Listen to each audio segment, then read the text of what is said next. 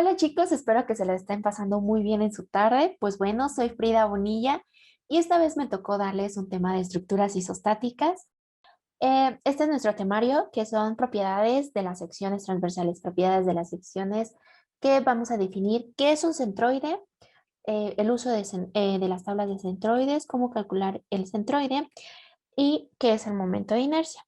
Asimismo, vamos a utilizar las tablas de momento, cómo calcular el momento de inercia y por último, el teorema de ejes paralelos.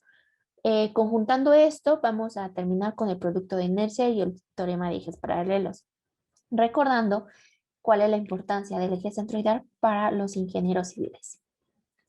Antes de definir qué es un centroide, vamos a retomar el concepto del centro de gravedad.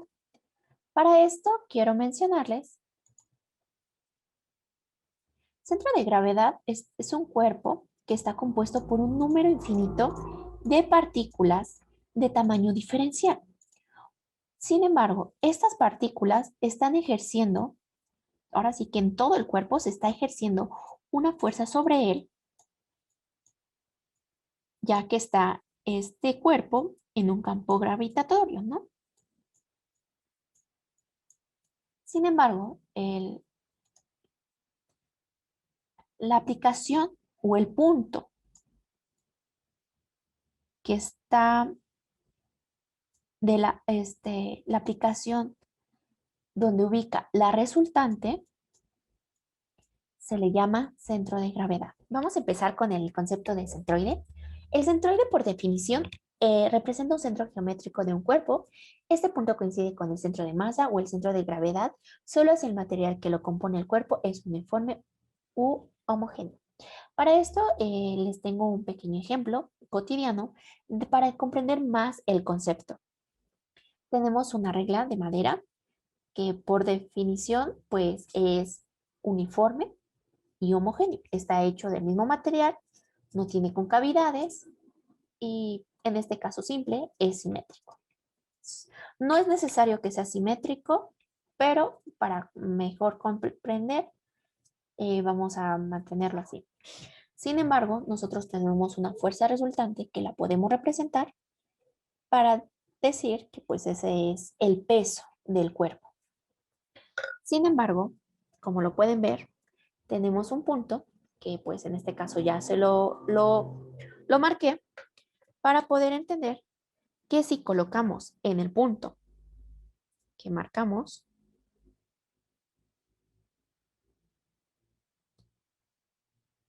está en equilibrio. Por otra parte, hay que mencionar que el centroide tiene coordenadas de acuerdo a la posición que ocurre en el espacio. Bueno, vamos a plantearlo en el eje X y en el eje Y, de lo cual hay que recordar que existen centroides de línea, como este que está en la figura, centroides de área, que son las áreas que comúnmente conocemos, y centroides de volumen. En esta parte y en especial en el curso, vamos a analizar solamente centroides de área, de lo cual, pues bueno, es importante mencionar. Después vamos a comenzar con cómo calcular el centroide. Primero, pues hay dos formas de calcular el centroide. Una por integración, que todos conocemos, que es el área debajo de la curva, ¿no? Como aquí se muestra en la figura. Y para esto, bueno, haremos un ejemplo para poder entender más cómo se está calculando o a qué se refiere con el centroide de integración. Es importante recalcar que solamente se puede calcular mediante una función matemática. Es decir, no sé, por ejemplo, función de x es igual a 5x más 3 o función de x es igual a x cuadrada más 2, ¿vale? La siguiente forma para poder calcular el centroide es mediante una matriz, donde es una tabla donde se ordena la información básica que se caracteriza de la figura.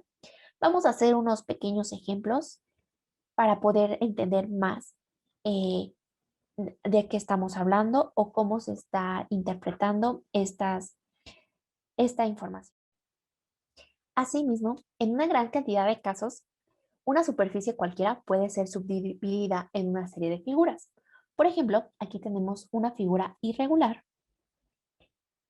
que a simple vista sería un poquito complicado poder calcular su centroide.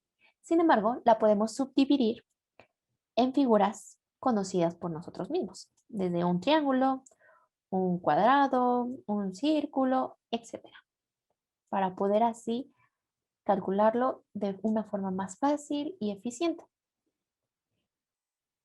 Bueno, es importante mencionar que una de las fórmulas más importantes para calcular el centroide es esta, que les recomiendo que la tengan en su formulario, ¿vale?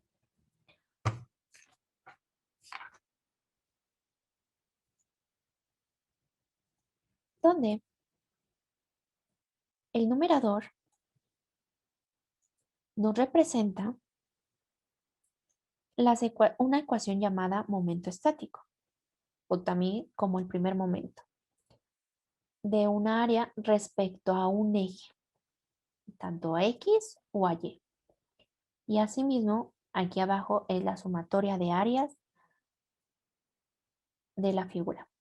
Bueno, vamos a hacer un ejercicio para poder entender un poco más cómo se interpreta o cómo se realiza este método. Para calcular de la forma de matriz el centroide, requerimos las tablas de centroides. Para esto les quiero mencionar que pues aquí tenemos unas áreas comunes que son muy útiles, donde, por ejemplo, está el triángulo, un semicírculo, un cuarto de área del círculo, etcétera. Bueno, en la parte de abajo les voy a dejar el link para poder descargar estas tablas y ustedes las tengan. Por ejemplo, vamos a tener, no sé, área semicircular. Nos mencionan que, bueno, es importante saber que la X testada y Y testada es de acuerdo a un eje de coordenadas.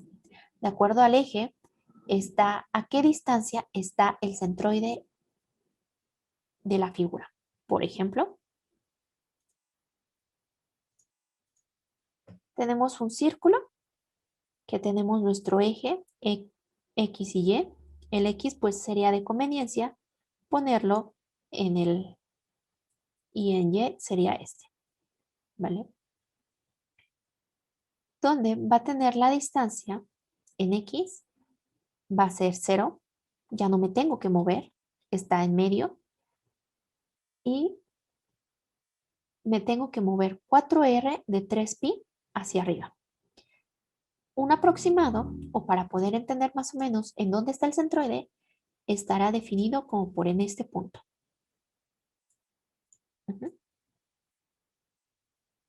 Y así sucesivamente. Vamos a hacer más ejemplos para poder facilitarles y entender cómo se utiliza esta tabla de centroides.